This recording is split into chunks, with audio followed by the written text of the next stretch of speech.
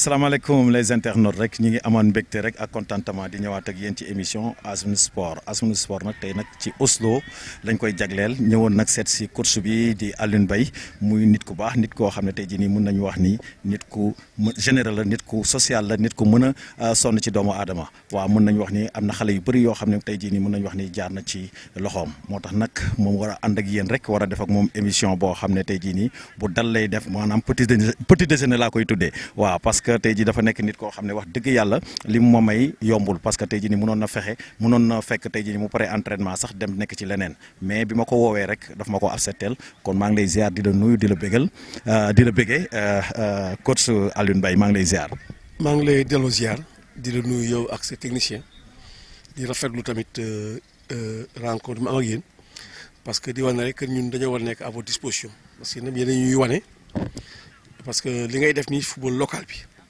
ma lay suivre à travers quand même les stats am na solo trop ñu lay jaajëfal di ñaan yàlla may la doole boo xam ne di ko gën a étendre dans tout le football sénégalais ba mu jëm ci kanam. amiin loolu moom boo ko ñaanee mu nangu ndax sa xol dafa rafet waaw yow moom borom xol bu rafet nga soxla naa moom sa ñaan waaw loolu moom dama ciy am mbégte lool waaye dañuy ñëw rek tuuti parce que tey jii nii gis na la nga yore Oslo te xam naa ni balaa may ñëw sax ci foofu sax ci Oslo am na ci ñaari club yoo xam ne jaar nga fa tey jii nii mën naa wax ni Guédiawaye football club yaa ko yéegal première division pourquoi tey jii nii nga yéegal équipe première division ba pare. tey yore woo ko ci première division bi dem beneen club. xam nga lu xaw a yàgg la parce que sama histoire ak Guédiawaye mun naa ne c'est un parfait amour parce que sama lépp laa ko def parce que man maa ngi dëkk ci taatu stade bi nekkoon footballeur Guédiawaye pendant une dizaine d'années xam nga foo nekk capitaine pendant une dizaine d'années yàlla def nga bokkoon ci ñu koy yëgal en 2003 man ak ndem ci yàlla li coow ñi nga xam ni koy ñaanal yàlla xare ko àjjana. ñëwaat encore équipe bi tas nekk en lambu yow nga jóg taxaw nekk doomu Guédiawaye nga ne naa góorgóorlu fexe recoller les morceaux loolu moo ma indiwaat ba bi ma ñëwee tamit yàlla def mu daal di antu parce que yàlla mooy teg loxo nit bi ko yàlla antulee ma ñëw dajalee xale yëpp base équipe bi nekk ay doomu Guédiawaye ma woo leen kenn teguma ci condition bu metti dirigeant itam ne ma comme yow yàlla def na am nga entre-gens ak nit ñi soo si tegee sa loxo dina dem posé wu ma benn condition ma dajale xale yi contrat yëpp nag sama biir néeg dañ ko signé contrat entraîneur yi comme contrat joueur yi donc yàlla def ñu ànd man ak ñoom benn année bu njëkk bi saison bi arrêté wu à mi-parcours mooy ak Covid bi si année bi stop tamit ñu daal di recommencer waat ma débat encore sur les mêmes principes. yàlla indi ñu ba 22e journée ñu yéeg en première division si diggante bi nag yu bëri xew na fi bëgguma tax di si ñëwaat parce que tamit soo nekkee ay nit yoo xam ne dëkk te yàgg ngeen da nga leen di jox cër te jaru tam ngay yeewaat loo xam ne tëju na bu yàgg damay préférer bañ ci dugg si ay détails am na incompréhension bu am sama diggante ak ñoom orientation club bi ñu bëggoon ko changer yóbbu ko si neneen gisuma sama bopp ma arrêté tamit. dara ñaaw ci ku nekk dafa dem uti leneen ma jóge fa yàlla def équipe bi tamit yéeg en première division mu nekk loo xam ne mbégte waa Guédiawaye yëpp la man mi tamit mënu ma nekk exception parce que laa bokk ñu mën koo rafetlu ba yàlla def tey fi mu toll nii jàpp naa ne man teg naa si benn brique boo xam ne jàpp naa ne intérêt Guédiawaye mi ngi ci dinañ jaajëfal ñoom ñëpp. dëgg la kàddu yi rafet na nii rek nga mën a mel parce que ku la xam la ku nit ku baax nga nit ku mën wax lu rafet nga mais dañu gis ne après bi nga toogee Guédiawaye da nga toog quelque temps tuuti sax yàggu rek ñu gis la nga reprendre pourquoi le choix Kër Madior. waaw xam nga Kër Madior dafa am sama man jàngalekat la de profession sama promotionnaire à l'école normale daf ma woo wax ma ne ko man de entraîneur la salon si ma gis rek bëgg naa si plonger mais nag. damay dox ci base principe la may bañ Guédiawaye ba mu dëkk laay bañ fu nekk man noonu laa mel nekkuma rek parce que Guédiawaye la dëkk ma ko nangu dara Guédiawaye wala bañ dara Guédiawaye dem nanga ko feneen kooku mënuma ko yàlla def ma dem atterrir Kër Madior ñu liggéey fi nag liggéey mucc ayib xale yoo xam ne tey ku leen gis xam ne progressé nañu ba bi ñu demee parce que man équipe boobu démarré wu ma def préparation hivernale bi sama benn naatango buy Malick Diop ma koy nuyu au passage moom moo def sélection bi def lépp bi ma ñëwee tamit confiance bi ànd na di am si moroom entraîneur am ma gis ko ma nangu ko mais xamaloon naa dirigeant yi que ne suñu demee au mercato su amee possibilité am renfort dinaa ko def contre toute attente bi ñu demee ba mercato ba la ca am ñu bëgg a changer orientation du club bi te man dama jàpp ne l' aspect technique c' est de mon domaine c' est de mon ressort suñ koy changer tamit nañ ko changer si loo xam ne man si li ma bëgg la parce que à l'heure du bilan man la ñuy juger comme li mu wax rek sànq si Guédiawaye bu ma bëgg a dugg si ay détails damay préférer rek ne séparation moo jotoon ma dem mën leen xool aussi les yeux dans les yeux parce que ba ma mujjee à Mbour rek di football ko stade de Mbour xale yi presque dañ ñëw jaajëfal ma ànd ak man ba bi may génn ñëw ba gunge ba ma ñibbi donc ça veut dire que ne su fekkoon lu ñaaw nga fa def doo fa ñemee delluwaat wala nga dellu fa si condition yu mel noonu ma jógee fenn am na dëkkul fenn waaw tey dama naan samay principe man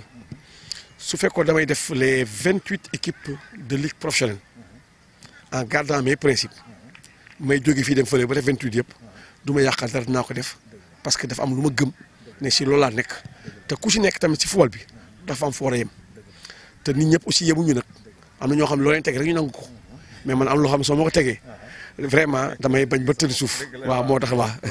loolu waaw rafet na parce que nit ku nekk nag ak ay principe am parce que man mii di wax nii parce que am naa ci tuuti expérience li muy wax parce que foofu sax dina ñëw tuuti dinaa ko laaj sax question boobu parce que mënuma gis tey jii nii entraîneur bu am ay principe parce que wax nga ko l'heure du bilan entraîneur la ñuy jugé tey jii nii est-ce que tamit coach ngay dem ci club boo xam ne yow defoo sa hivernal defoo sa recrutement est-ce que loolu tamit dina la jox benn poids boo xam ne benn doole boo xam ne di nga mën a am atteindre say objectifs. xam nga ku xool Kër Madior xam ne centre de formation la centre de formation yi amuñu problème mu joueurs yu mën a fubal il suffit juste de les mettre ensemble faire de bons choix da nga ciy génn facilement moo tax istewu ma te gisoon naa leen avant saison boobu joué nañu championnat bu impeccable jàppoon naa sax si ñu yëg la ñu bokk. mais tamit au finish jàlluñu mais c'est une équipe exceptionnelle xale yi football la ñuy def rek te duñu am pression duñu am dara ma jàpp ne yu mel noonu comme académie ak centre de formation yi soo leen yoree y a moins de problème que soo yoree équipe traditionnelle yi nga xam ne peut-être que ku ci nekk da ngay bëgg indi sa rak sa jarbaat sa mbokk wala dara man je ne suis pas dans ça je veux juste rek que ne di ma jàpp ne am na ay compétences ma di leen su may juum tamit ma juum de bonne foi. waaw dëgg la waaw loolu leer na waaw loolu leer na parce que tey jii nii li nga wax tamit dafa am solo ndax centre de formation yi boo seetee tey jii nii comme ay Kër Madior ak fi nga ñëw nii sax muy Oslo du ñu manqué joueurs yu baax parce que moom foofu parce que ñoom ci loolu la ñuy dox di wër ay joueurs yu baax fu mu nekk ci Sénégal ba sax hors ci Sénégal sax dañ koy def léegi nag dañuy ñëw tuuti ci Oslo parce que gis nañ ne tey jii nii yaa yore Oslo te xam nañ ni démarré woo Oslo. maanaam li nga kii Kër Madior rek ni nga fa demee noonu nga ñëwaatee tamit fii ci Oslo tey jii nii lan nga ma mën a wax bi nga ñëwee Oslo. waaw Oslo président bi am nañu ay relations yu baax ñi fi nekkoon aussi comme entraîneur aussi ay relations yu baax la am ak ñoom yàlla def que président bi am na sama cofeel am naa ko ci moom te xam naa ne le projet bi mettre en place ak un peu plus d'organisation mën na gën a jëm kanam. mu xalaatoon ma ci volet formation bi ci diggante bi nag leneen soppeeku fi mu ne ma à partir de la 13e journée naa ñu jëla ko fekkoon naa fi nag liggéey boo xam ne coach Alimal ma koy jaajëfal ak safam defoon nañ ko fi muy lu am solo peut-être que man dama doon ñëw rek pour que mu am déclic ñu mun ci ñëw mais góorgóorlu nañ si parce que def nañ si au moins 11 journées équipe bi am nañ si 5 victoires. am nañ ci 4 matchs nuls ak 2 défaites ça veut dire que ne góorgóorlu nañ ci te la fa Ali bàyyi jàpp naa ne aussi lu baax la te si lañu sukkandiku pour mën a avancer tey mi ngi si beneen catégorie ma koy ñaan mu dem fa résultat yu baax parce que moom c'est un homme du sérail xam na si lu bëree bëri am na expérience football sénégalais parce que nekkoon na si équipe yu mag football na fi xam na fi tey équipe bi mu yor muy l'équipe des U17 ñu ngi quart de ñu ngi demi-finale coupe du Sénégal xam ça veut dire que le travail est en train d'être bien fait ma koy tirer au chapeau di ko ñaanal aussi mu dem jusqu'au bout. dëgg la waaw di ko ñaanal mu dem jusqu'au bout Ali Mal de passage maa ngi koy nuyu di ko ziar l'international waaw léegi dañuy ñëw parce que gis nañ ni tamit bi nga ñëwee xam nga changement fu mu am peut-être xëy na dafa am loo xam ne xëy na doxul mais bi nga ñëwee lan nga changé tey ci équipe bi. bi ma ñëwee xam nga déjà soo ñëwee si équipe nekk fa gan di nga def situation état des lieux di nga xam lu xew bi ñu ñëwee peut-être que discours bi ngay ñëwaale fekk si discours bi fa Ali bàyyi dina tax lu bëree bëri mu réglé parce que joueur équipe entraîneur football métier bi ñu nekk dafa xaw doy waar boo xam ne tey ni muy neexee tey lay naqaree suba et que Ali defoon na liggéey bi man ma ñëw rek mu nekk continuité ma indi aussi sama méthode d'entraînement basé ko si vraiment sur le rythme et l'intensité parce que jàpp naa ne bi may ñëw fekk na xale yi lu bëri asseoir nañ ko mooy ABC alphabet bi la ca des maintenant mooy lay mettre ensemble rek pour mën a dem waaw loolu kese la. waaw dëgg la waaw comme li nga wax rek waaw leer na mais tamit dañuy ñëw parce que bi nga ñëwee tey jii nii entraîneur bu nekk ak sa façon de s'entraîner avec ses joueurs mais tey jii nii mën nañ ma wax tamit mën naa la laaj tamit ci tactique parce que tey jii nii mën nañ wax ni Ali Mal mën na ñëwee nga gis ko muy jouer beneen tactique yow bi nga ñëwee est-ce que da nga continuer tactique bi Ali Mal doon jouer wala da nga yore sa tactique bopp. xam nga équipe bu nekk ni muy amee taxawaay. mi ngi dépendre ci adversaire bi nekk loo xam ne rek dafa constant damay ñëw ak nangam lu nekk rek ak taxawaay bañ ci war a yor fekk naa fi loo xam ne moom la ñu nekkoon di ko jouer xam nga tamit nit ki du dévoiler ay stratégie du ko dévoiler mais boobu ba léegi ñu ngi am si nu ñuy góorgóorloo si ni ñu gëmee football parce que man je suis un adepte du 4-3-3 bi nga xam ne variante yëpp mën na ci am comme fu variante am nag 4-3-3 mooy sama gëm-gëm. la ca war a am na comme variante mi ngi dépendre si adversaire bi ñu joué pour soo ko mën def donc yooyu yëpp si sama gëm-gëm la boo ko boolee aussi ak gëm-gëm ñoo fekkoon parce que mi xale su amee lu mu asseoir pendant 3 mois 4 mois soo ko bëggee ne d'un seul coup du yomb da ngay ñëw nag ak sa méthode di naxanteeg ñoom ba léegi bëgg ma indi ko nga indi ko di wax rek ne Ali li fi bàyyi man de am naa satisfaction di ko remercier di ko jaajëfal parce que loolu laa ci mën a wax. waaw loolu nga ci mën a wax parce que da ngay nit ku baax yow moom bon ku la xool sax xool ni ngay communiquer nii sax xam nañ ni lu rafet ak lu baax rek ci nga dëkk ci nga loolu ngay def parce que entraîneur comme ni nga wax rek dëkkul fenn mais l'essentiel que na rafet mais tey jii dañuy ñëw rek tuuti di wax rek ci léegi ambition wu Oslo tey jii nii loolu laa bëggoon nga leeralal ma ko. waaw bi may ñëw fekk naa ne président dafa yóbbuwoon baar fu kawe mais jàpp nañ ne équipe bi war na mën a yëg en première division. mais biñ ñëwee ba def analyse situation bi gis nañu ne que ne amoon na écart yu bëri suñu diggante ak ñi suñu kaw ma jàpp ne sooy nekk nii ki tamit war ko mën a dimbale da nga koy wax li nekk mooy xamal ko ne ko année bii li waroon nekk suñu objectif mooy jéem a am dëgërlaay si biir L2 bi suñu amee dëgërlaay si biir L2 ba pare ba mu war a am nañ fa dëgërlaay si benn at wala si ñaari at añ yaa ci topp nañu jéem a jouer les troupes parce que la nekk si national 1 ak 2 nekkul si championnat L1 ak L2 parce que fa la créé mu Sénégal football Sénégal nekk mun nañu planer si kaw gars yi en national 2 mun nañu planer si kaw gars yi en national 1 mais soo xasee ba ñëw championnat L1 ak L2 ah ça c'est autre chose c'est la crème du football sénégalais ña fa nekk c'est des joueurs de haut niveau wane nañu ko rek yi ñu football si match yu mujj yi wane que ne expérience bi des na mais plus ñuy dem ñu mën a def situation wu saison bi ñu génn def un bilan objectif xool des postes à renforcer mën na am nag ñu mën a yëkkati la barre plus haut comme bañ a brûler les étapes parce que wax naa ko rek may ñëw Guédiawaye bi gars yi naan ma objectif nangam objectif d'abord moom mooy fexe ba rassembler tout le monde asseoir une équipe de ville maintenant soo ko am les ambitions mais Dia a fait que c'est allé très vite on est monté juste à la première année Oslo tamit mais am nañu maintien mais dama ne leen sur les 3 matchs yi des mooy bi ñu joué ak Demba Diop su ma juumul yaa ngi fi woon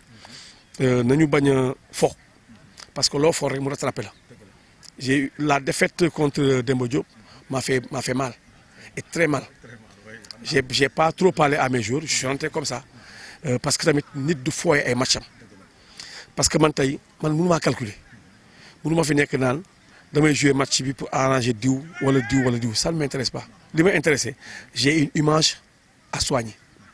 J'ai vraiment une personnalité à sauvegarder. Waruma ñëw rek di jaar sama kaw nit ki dem. Moo laa leen wax nee na ñoom fekkee ñoom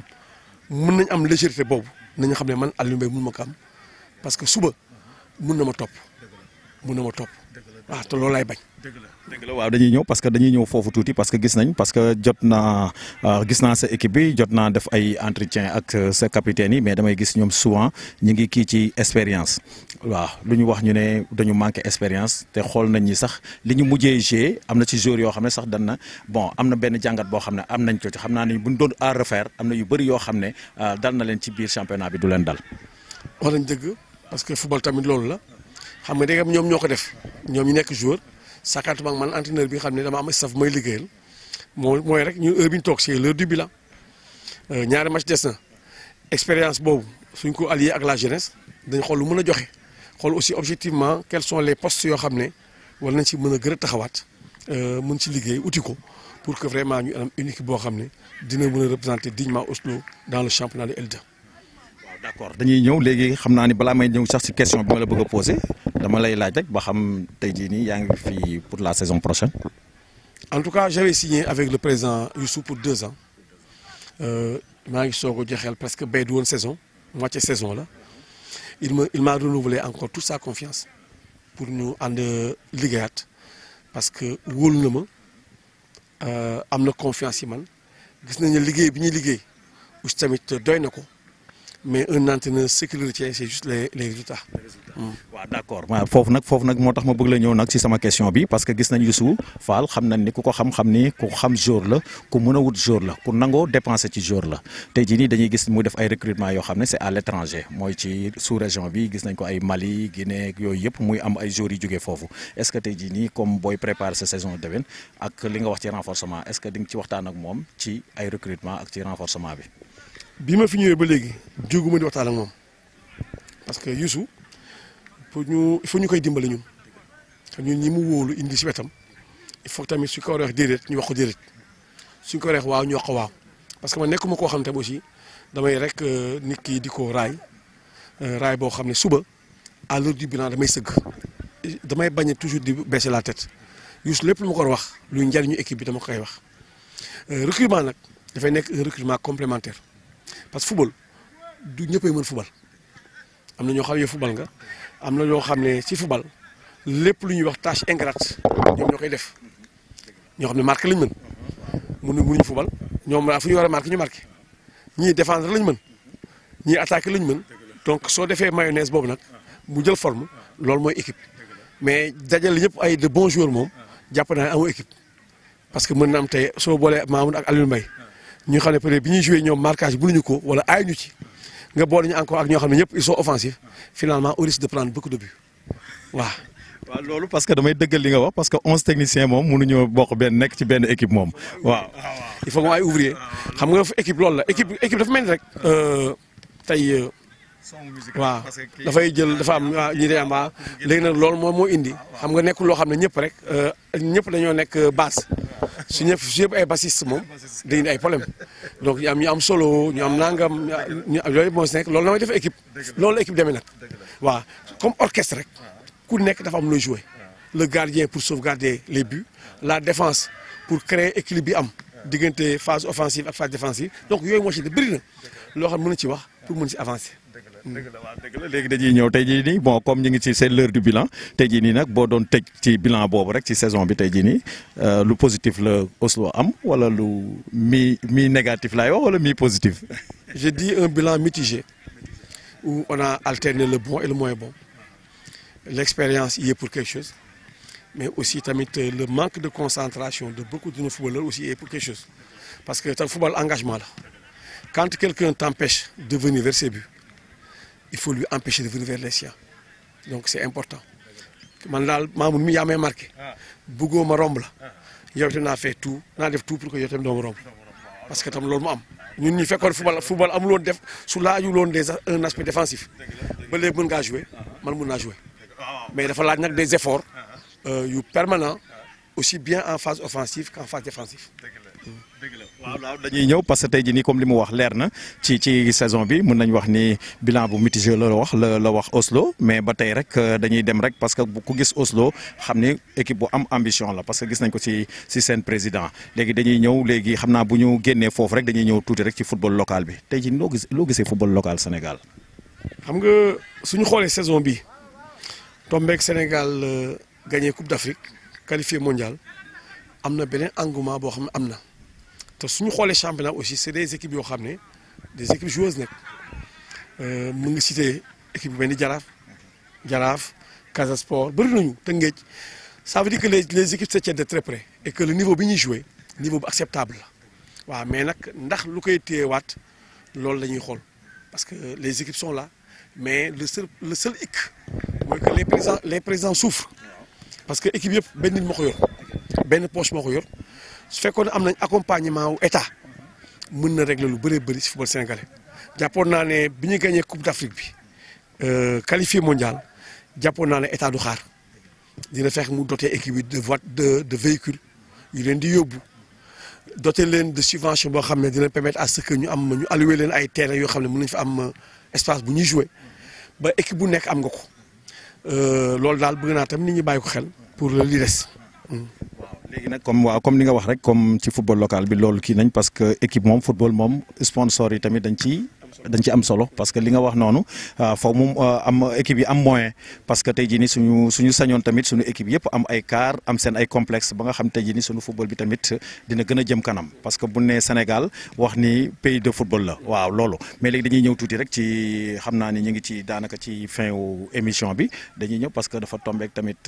Sénégal tamit di jouer ak équipe nationale Sénégal tey jii nii en tant que coach defe naa war nga ci mën a wax parce que bu ñu xoolee partout dans le monde Sénégal dañ fa am ay joueurs yoo xam ne ay stars lañ tey jii nii coach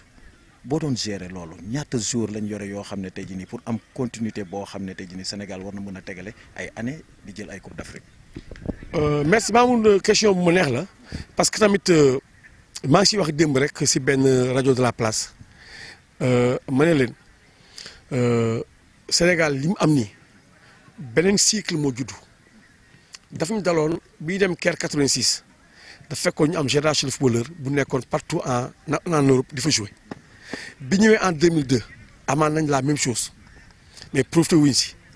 am nañ ko maintenant en 2022 nañ si profité le maximum possible balaa cycle bi di jeex parce que cycle boo gis ni muy commencé nii dafay jeex parce que tey Sénégal yi bëri nañ à travers l'Europe relève bi aussi pare nañ fa mais est-ce que relève boobu ñu leen di préparé su leen di préparé na si am solo donc comme suñu période lañu nekk nañ si profité le maximum possible pour mën a vraiment def tout pour mën a nekk au sommet de l'Afrique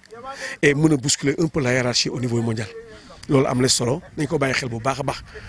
am nañu nag une génération de footballeurs bi nga xam ne soo xoolee ku si nekk dépassé nga la trentaine il faut songer maintenant à les remplacer parce que soo ko deful suba da nga leen di forcer ñu continuer jouer du jouer mais de temps en temps su ma jàppee soo ci amee 5 wala 6 soo wàññee 2 dugalaat 2 jeunes mais à la longue di nga amaat vraiment loo xam ne yaa ngi koy préparé pour fa mu jëm waaw. waaw li mu wax leer na loolu conseil la boo xam ne tamit defe naa ni muy Aliou Cissé ak muy fédération yëpp mën nañ ci bàyyi xel parce que tey jii nii comme li mu wax rek cycle moom ni mu commencé tamit noonu lay jeexee kon nag da nga ciy profité le maximum parce que Sénégal boo xoolee tey jii nii kenn ëppale wuñu ay joueurs yoo xam ne tey jii nii ñu ngi ci championnat yëpp yi nekk ci monde bi te tamit ay joueurs lañ yoo xam ne ñi ngi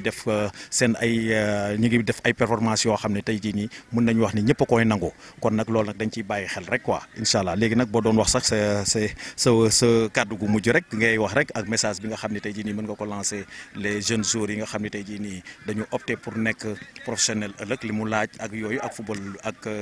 Ligue 2 bi tamit sa yeneen courses yeeg yooyu yëpp message boo xam ne daal bëgg naa daal nga lancer ko pour le football Sénégal le football local. waaw d'abord jaajëfalawaat la yow ak sa technicien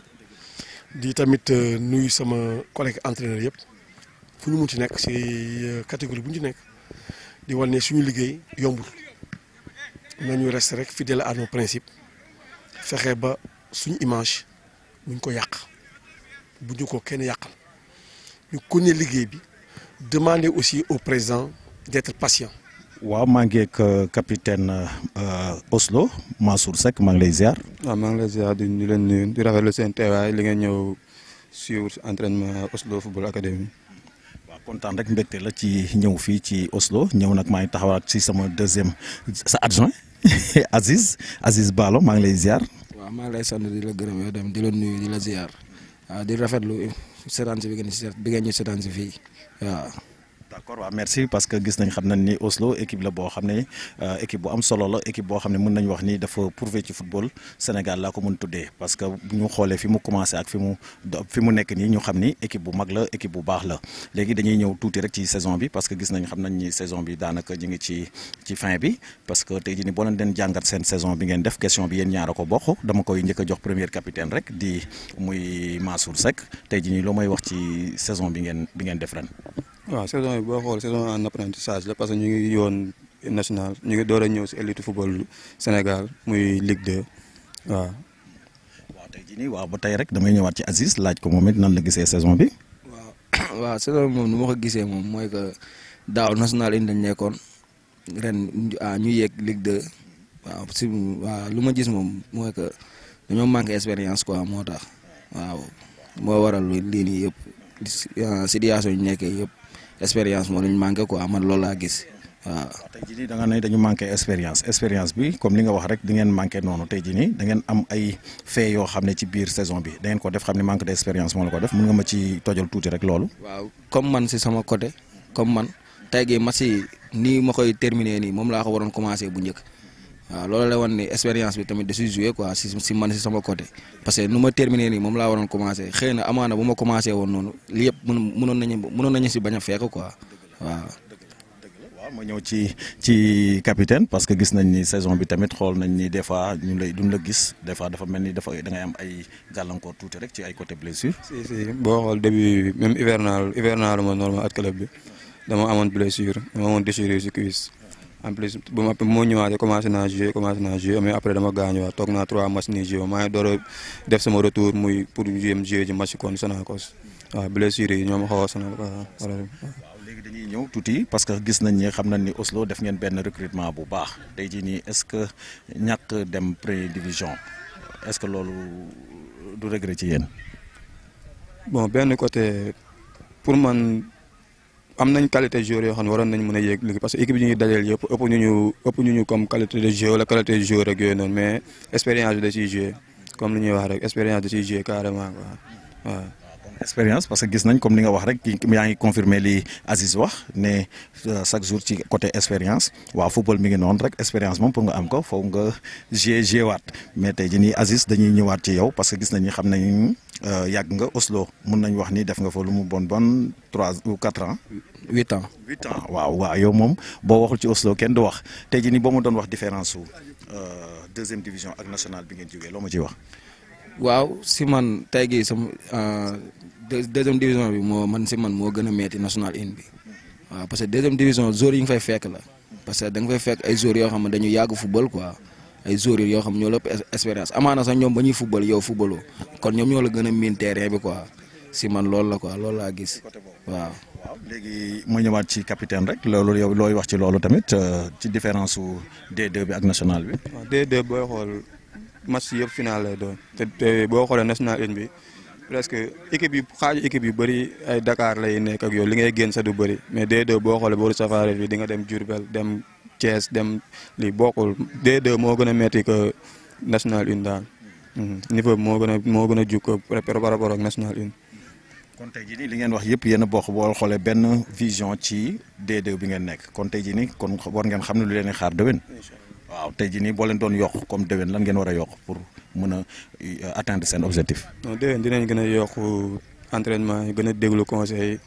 et tout te déwén bu ñu ñëwee leneen la ñuy wax mais dooy question de maintien wala yooyu nag incha allah rabi waaw ñun ñoo ko promettre gars yi incha allah bu ñu waaw Aja Aziz lay wax ci loolu. waaw man moom pour suñu cas déwén moom concentration laay wax waaw parce que ñun loolu moo ñu manqué quoi concentration ak expérience waaw foog ñu liggéey si bu baax a baax te ñun ku si nekk conscience la si lu koy xaar pour déwén quoi parce que ku si nekk xam nga lu la war yëpp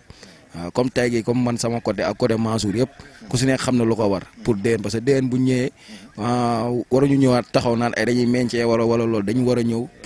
pour xool si kaw quoi pour yéeg si kaw waaw incha allah loolu lañ bëgg a déwén. waaw dëgg la comme li ñuy wax moom wax dëgg yàlla dal na xel waaw mais tamit man mii di leen poser question yi tamit di Asma mun rek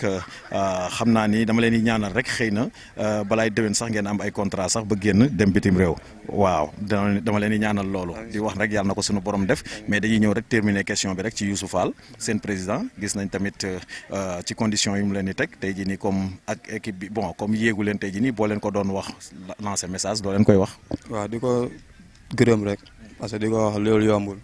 comme moom benn nit la amul sponsor amul dara te gis nañ mooy yi def bu ñuy voyager fu ñuy loger et tout paiement salaire yeeg yooyu noonu yëpp ama di ko waaw di ko jaajëfal rek di ko ñaanal tamit lu mu mun déwén yàlla na mun lu ko raw déwén te lu muy xaar si ñun yàlla na ko gis daal. waaw comme Mansour lu mu wax rek moom kooku moom keneen la quoi si équipe bi dañ koy sant di ko gërëm rek di ko wax tey gi lu mu mën ren déwén yàlla na mën lu ko ëpp waaw parce que tamit ñun tamit moom mi ngi xaar suñu retour bi muy xaar suñu mooy que ñu signé tey gi defal équipe bi dara tey gi ñun tamit man ak Mansour tamit tey gi si loolu la ñuy gën a imposer pour ñun tamit ñu mën a defar dara équipe bi pour signer benn contrat boo xamante ne dina ko satisfaire moom lu muy xaar si ñun mu jot ko si ñun loolu lañ koy ñaanal incha allah. merci kontaan naa ci yéen ok jaajëf Mansour Kapi jaajëf.